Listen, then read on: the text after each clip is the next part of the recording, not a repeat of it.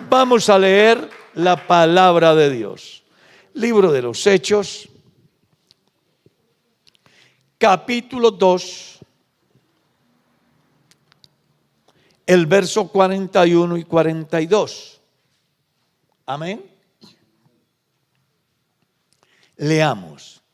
Así que los que recibieron su palabra fueron bautizados y se añadieron aquel día como 3,000 personas. Y perseveraban en la doctrina de los apóstoles, en la comunión unos con otros, en el partimiento del pan y en las oraciones. Vamos a llamar aquí esta enseñanza hoy así: simplemente 4. ¿Ya? Simplemente 4. Pueden sentar. Resulta que nosotros nos hacemos preguntas en la vida, por ejemplo, ¿por qué será que yo no prospero en mi vida cristiana? ¿Por qué será que el hermano fulano uno ve que todos los días avanza? ¿Se han hecho alguna vez esa pregunta? Yo llevo tanto tiempo en la iglesia y no veo que algo pase en mi vida. ¿Se han hecho esa pregunta? Bueno, lo primero que vamos a tener en cuenta es que el creyente debe de perseverar.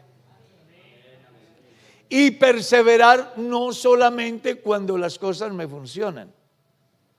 ¿Recuerda lo que dice el Evangelio de San Mateo, capítulo 24? Mas el que perseverare hasta el fin, ¿qué? Y recuerdan lo que pasó con Jacob. ¿Cómo es que dice la cancioncita? Luchó con un ángel toda la noche. Cree que su gran esfuerzo, su gran lucha lo llenaba de risa, de alegría. No, era tratando de alcanzar lo inalcanzable. Y a más de ello se presenta algo muy serio. El ángel le ha tocado el muslo y de entonces se le ha secado la pierna. ¿Cómo sería el dolor? Y el ángel le decía, yo me voy. ¿Y qué le decía Jacob? Si no me bendices, no te vas. El hombre, al rayar el alba, alcanzó lo que quería por una razón. ¿Cuál? Perseveró. A veces nosotros creemos que podemos alcanzar las cosas sin hacer el mínimo esfuerzo. Pero ya hemos dicho muchas veces que Dios hace lo que yo no puedo hacer. Y yo debo de hacer lo que puedo hacer. Entonces, lo que yo puedo hacer, Dios no va a intervenir. Va a dejar que yo lo haga. Y lo que yo no puedo hacer es lo que Él puede hacer. Me encanta el Dios que yo tengo, hermanos. Y hay ejemplos en cantidad en la Biblia. El pueblo quiere maná. ¿Sería imposible para Dios mandarles el maná a la casa? Pero Él dijo, ustedes pueden ir a buscarlo. Ustedes no pueden crear el maná. Ustedes no pueden hacer que el maná aparezca. Pero sí pueden ir a buscarlo. Gloria a Dios. Gloria a Dios. Si lees la Biblia, vas a encontrar en el Nuevo Testamento, por no citar otros pasajes del Antiguo Testamento, cualquier cantidad de situaciones donde las personas hicieron lo que les tocó. Si queremos que el paralítico se sane, llevémoslo hasta donde está Jesús. Si el ciego quiere recuperar la vista, venga hasta donde está Jesús. Si la gente quiere comer, aquí debe de haber una semilla que se llama panes y peces. tráiganlos. Dios hizo lo que la gente no podía, pero lo que la gente podía hacer, dejó que la gente lo hiciera. Nadie podía resucitar a Lázaro, pero Jesús lo resucitó. ¿Qué podían hacer los discípulos? Desatarlo y dejarlo ir. Si Marta quiere ver la gloria de Dios, ella debe de hacer lo que puede, que es quitar la piedra. El milagro de la resurrección lo hace Jesús. En síntesis, permítame decirles que Dios no va a hacer lo que usted puede hacer. Pero de algo sí debe estar seguro: Dios va a hacer lo que usted no puede hacer. Y está aquí en esta noche. Alabe el nombre de Jesús. Entonces yo debo de hacer algo, perseverar. ¿Cierto? Perseverar. Pues eso era lo que hacía la iglesia, perseveraban. Que están hablando mal de mí, no importa. Que tengo amenazas y estoy sentenciado a muerte, no interesa. Que el sistema religioso está tras nosotros buscando la forma de hacernos desaparecer, no importa. Yo persevero. Alaben el nombre. Aleluya. ¿Y en qué perseveraban ellos? En esos valores que nos da la doctrina cristiana. Perseveraban en la doctrina. No había posibilidad para desviar la mirada de Dios y de sus enseñanzas. Tenían claro que lo que Jesús les había enseñado era la verdad. Les había enseñado normas de convivencia, les había enseñado situaciones que estaban enfocadas netamente en lo devocional, en lo espiritual. Les había dado enseñanzas de orden moral. Esa doctrina la tenían clara. No quiero perdonar al hermano. No, yo tengo que perdonarlo porque Jesús en su doctrina dice que si yo no perdono, Él no me perdona. No quiero compartir con nadie, pues Dios nos enseñó que tenemos que aprender a compartir. Hay otras ofertas, hay otras deidades, hay otros credos que hacen que la vida sea más fácil, que no haya tanta exigencia. No, Jesús nos enseñó que si alguien quiere seguirle, es necesario negarse a sí mismo, tomar su cruz y seguirle. Alguien nos está ofertando una deidad que es más benévola, que no es tan exigente como la que nos presentan. No, Jesús dice que tenemos que estar en Él y Él en nosotros. Así que de aquí no nos mueve nadie. Alaben el nombre de Cristo. Pablo dice a Timoteo: ten cuidado de ti mismo y de la doctrina, porque haciendo esto te salvarás a ti mismo y a los que te oyeren. Si algo debe de preocuparle al cristiano es permanecer en la doctrina. Sí, en esa doctrina maravillosa que nos dice que por la fe en Jesús usted y yo somos justificados. En esa doctrina de Cristo que enseña que su obra en la cruz del Calvario y el milagro de la resurrección nos garantiza a nosotros justificación y resurrección. En esa enseñanza que Jesús dio acerca de quién es Él, entonces la conclusión final fue: oye Israel, el Señor nuestro Dios, el Señor uno es, y hay que amarlo con todo el alma, con todas las fuerzas, con todo el corazón.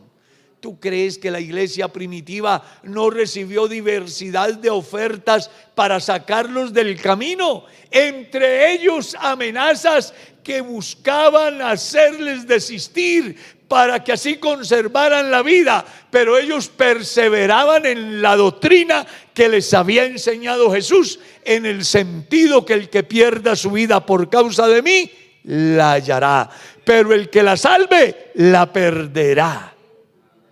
Ellos perseveraban diario, gloria a Dios, sin desanimarse. 2, en la comunión no habían razones que fueran más poderosas que el amor entre hermanos. Las diferencias por conceptos, por culturas, por forma de ver la vida, de pensar, no podían romper nuestra comunión. Ellos perseveraban en la comunión unos con otros.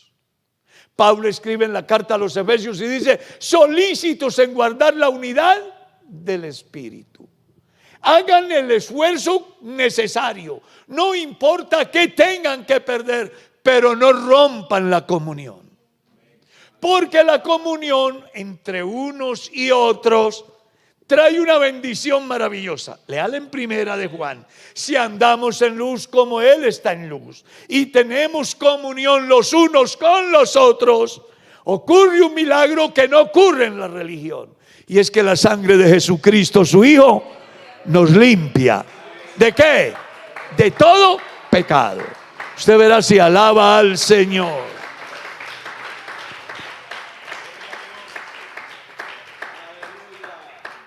Mirad cuán bueno y cuán delicioso es habitar los hermanos que juntos y en armonía.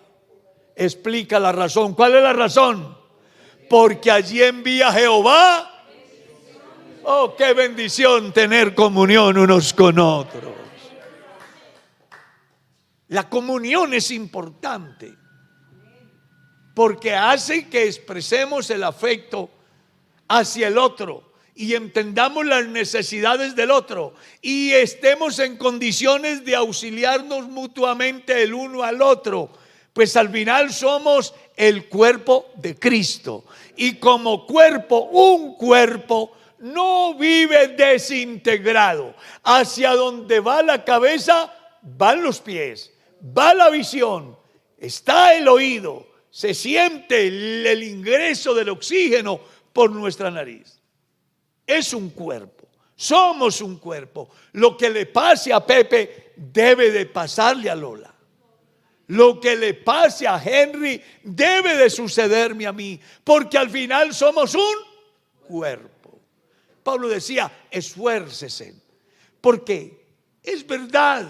Usted puede tener una visión diferente de la administración de la iglesia, del proceso que se hace con una persona que peca. Puede tener una visión diferente acerca de cómo debe de ser el servicio en la iglesia, de cómo se deberían llevar a cabo los cultos, de cuántas canciones, quiénes, cómo y dónde deben de participar. Usted puede tener muchas visiones que riñen con lo que yo piense, pero eso no puede llevarnos a separarnos, sino más bien entender que somos la expresión de la grandeza y de la soberanía de Dios, que nos hizo diferentes, pero capaces de ponernos de acuerdo para sacar adelante el proyecto de Dios.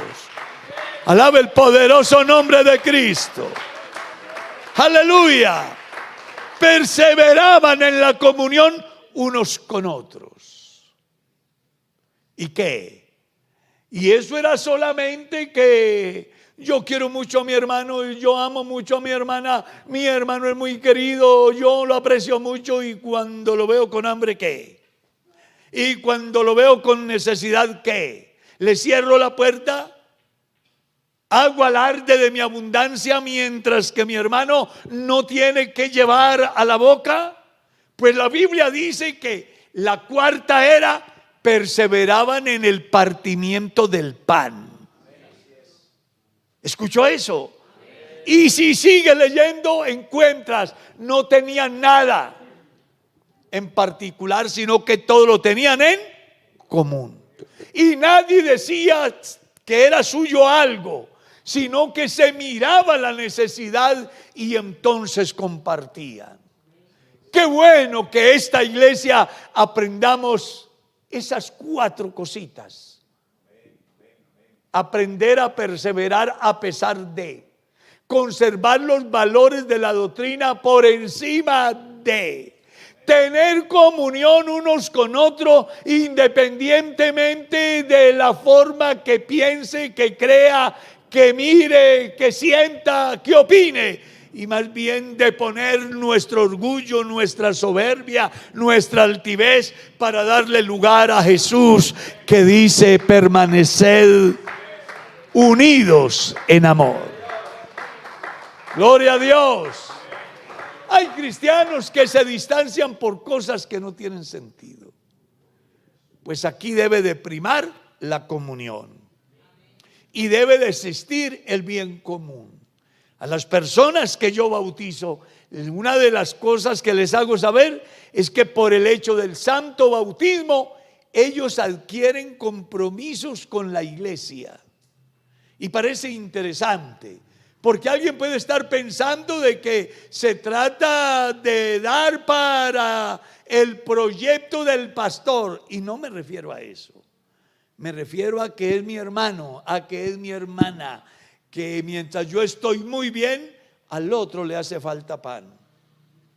Mientras en mi casa no se llueve, al otro la tempestad se le llevó el techo. Mientras que yo puedo moverme fácil, al otro se le rompió la muletica que era con lo que él podía moverse. Y entonces, si somos un cuerpo, ¿qué debemos de hacer? Solidarizarnos y ayudar al hermano para que mejore su calidad de vida, para que se dé cuenta que no está solo en este peregrinar. Hay gente que vive sola, rodeados de mucha gente, pero están solos. Pero cuando uno viene a Cristo, encuentra una familia. Aleluya, una familia.